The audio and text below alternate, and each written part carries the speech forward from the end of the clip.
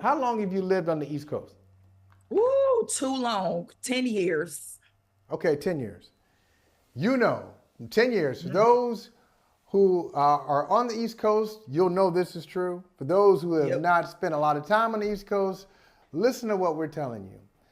If the NBA, if it so happens that the Celtics, Boston Celtics, who are already in the Eastern Conference Finals, what you want, if you don't want a lot of hyperbole and exaggeration and people who are in your face, what you want, if you're not that kind of person, you are rooting hard for the Indiana Pacers. You're rooting for, oh God, please, please, let the Indiana Pacers, please let them win. Because, okay, Celtics, Pacers, all right. Because we know, I live in Boston, have lived in Boston for a long time, love it. Mhm. And it's not for everybody. It's just like, you want to talk about in your face and, hey, say people say what they think and they just say it. They don't hesitate. Now add New York to that. If it's Celtics Knicks, if it's Celtics Knicks for the Eastern Conference, for the banner, for the little chip, the Eastern Put a little Conference tip. Championship. Yeah, like it's so overwhelming because they're already here in Boston. You have a lot of New York, so there are tons of colleges and universities in Boston, and a lot Yep. of New Yorkers come to Boston for school.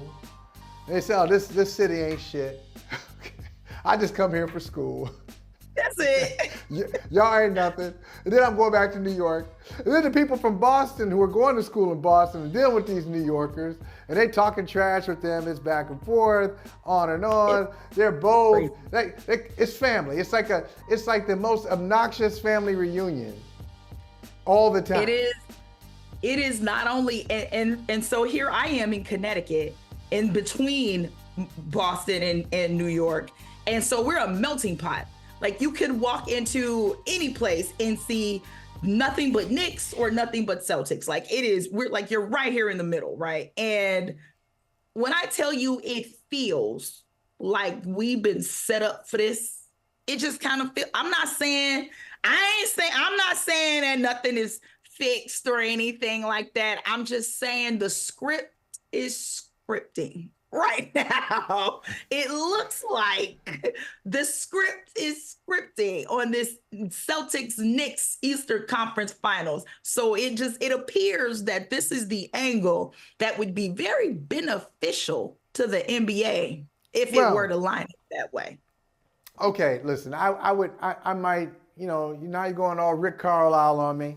Okay, now, Carlisle, after game two, hey, we're a small market team and we deserve a chance. So, now, really, great performance from Carlisle. Great performance because he knew Great. exactly what he was doing. It was awesome. And by the way, I will say the NBA, y'all prices are too low. Your prices are Too too low. low. Too low. Too low when it comes to punishing coaches and players. Okay, let me just give you an example. I'm Rick Carlisle. I'm the head coach of the Indiana Pacers. My team is down 2-0. We're going back to Indy. And I want to take a shot at the league and the officials. I want to take my shot. I take my shot. How much does it cost me? 35 grand? That ain't nothing. Okay, so for 35 grand, I can just put the league on blast. I can call out the officials, 35 grand, and I can get what I want for $35,000. That's a discount. Jamal Murray, game two, sitting there, chilling on the bench, throwing stuff on the court. He's throwing stuff on the court because he's mad at the officials. It only cost him $100,000, no suspension, and now they turned around, they're up 3-2. Yep. Come on. Yep. I do Yep. it. I do it. That's all I gotta pay? 35 I grand. do it So too. for both incidents, total $135,000. Why not? I'm with you on the Jamal Murray incident because what he was doing, like literally could have gotten somebody injured. So Yeah. there definitely should have been a little bit more than just 100 bones for that. That's a bit much. Rick Carlisle now, I'm actually not mad at that. Could it be more than 35,000? Maybe. But I feel like every once in a while, you need to drop a few dollars just to put people on blast. Now, I joke Well, I around a lot. agree. You know, I agree. If I'm him, I do it. But Tarika, you know, and I'm all for criticizing the management structure and all that stuff in the NBA, the corporate offices. Yeah, go at the corporate giants. I'm all for that. But if you look at it from the NBA's perspective, they said, did a coach just come to the number one media market in the country and question the integrity of our league and our officials? Wow. So he's pretty much saying, we're not winning because we're from Indiana and y'all are New York. And this is what people want. I mean, that's a pretty big charge. I love it. I'm here for it. Great. But it's a big charge. It is. It's a huge charge. And all jokes aside, because I'm clearly joking around when I'm saying the fix is in. I don't think anybody's fixing anything like that, quite honestly. Conspiracy theory stuff, I'm not really into that. But I can say that for those who are, and as someone who is big on optics, I have mentioned multiple times this season that the officiating with and around the Knicks feels different than when it is with, I've seen it with Detroit, I've seen it with Philadelphia, and I have absolutely seen it with Indiana. And then these raggedy 2-minute reports come out, which I love and hate. I hate these 2-minute reports because what does it do? Love. You know what I'm saying? More hate than love, because what is it actually doing? Like, you're not changing the outcome of the game or the result. You're just pissing me off even more by telling me stuff I already knew. So these come out and there was, this should have been called. Yeah, that should have been called. Yeah, this was right. Yeah, this was missed. So to think that one would feel that there is a little bit of a lenience towards, pushing the Knicks agenda, I can understand where folks would get that from, because there are moments where it does feel like that. Also, it does benefit the league to have the Celtics and the Knicks in the conference finals. And again, I'm not saying they set it up that way, because again, that's questioning the integrity of the league, and I'm honestly not doing that. But it is naive to think that two of the biggest, if not the two biggest fan bases and markets on the East Coast coming together. We're talking about numbers. WNBA did 2.1 million in viewership on opening day. Can you imagine what the numbers will look like day one of the Eastern Conference Finals, and it's the Celtics and the Knicks? Yeah. Can you imagine the prices at the Garden as well as MSG with these two teams going back and forth? The legends that will come out to watch and support this game? Like, this is a match made in heaven from a revenue standpoint, from a viewership standpoint, and just from an overall culture of basketball. So there is a lot to benefit from if this actually happens. You know what? And that's Tarika, it's a great point. That's the next level for all the sports that are looking up to the NFL. That's all of them. Looking up to the NFL, wow, it's amazing all the things that you do, what you're able to do with your draft. We're calling names, and people get excited about names. Like 80% of names they don't know, and players they haven't watched, they get excited about it.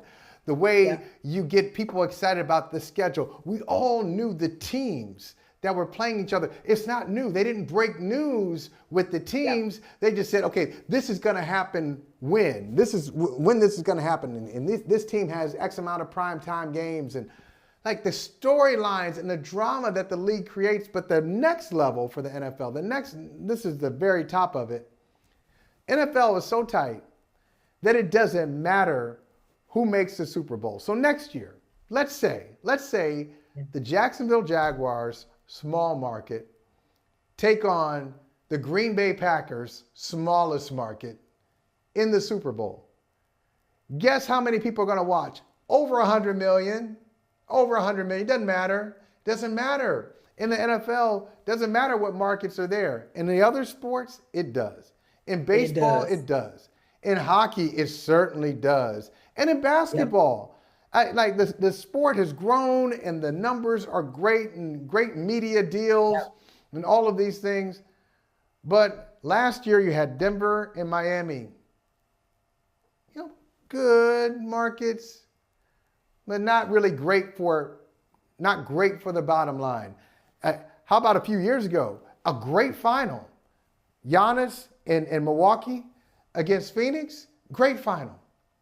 You look at the numbers, it was one of the lowest rated finals probably in the last 15, 20 years.